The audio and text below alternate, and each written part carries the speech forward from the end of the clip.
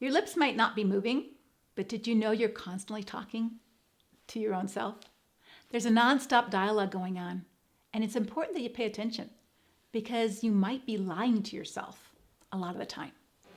Sometimes the most destructive relationship you have is with your own self. How many times have you looked at yourself in the mirror and said, "What's wrong with you? You're so fat. Why can't I lose weight?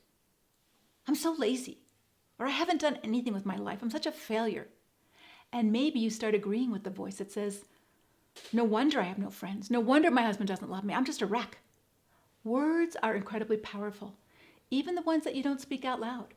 Proverbs 12:18 says, "Reckless words pierce like a sword," and Proverbs 18:21 says, "Death and life are in the power of your tongue."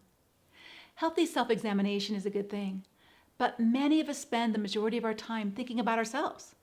And whether it's thinking positive or negative, we've missed the entire point. Friend, it's not about us. We were made to glorify God, not ourselves. And that's why I don't even recommend simply replacing negative thoughts with affirmative ones like, "I'm so wonderful, I can do anything, I can do no wrong." I don't even mean quoting truths like, "I'm a child of God, I'm fully and completely loved." These are good things to remember, but they keep the focus on you rather than on God.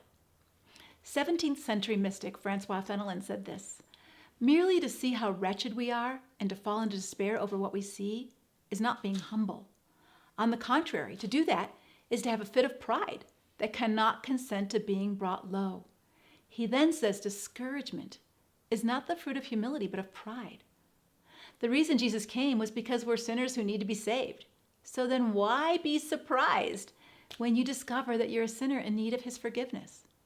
Instead of allowing your thoughts to be self-focused, consciously put your mind on Jesus. Focus on his mercy, his forgiveness, his love, his grace. Focus on obeying, serving, honoring, loving, and glorifying him. And I promise, when you do that, everything else falls into its proper place, including the way that you think about yourself.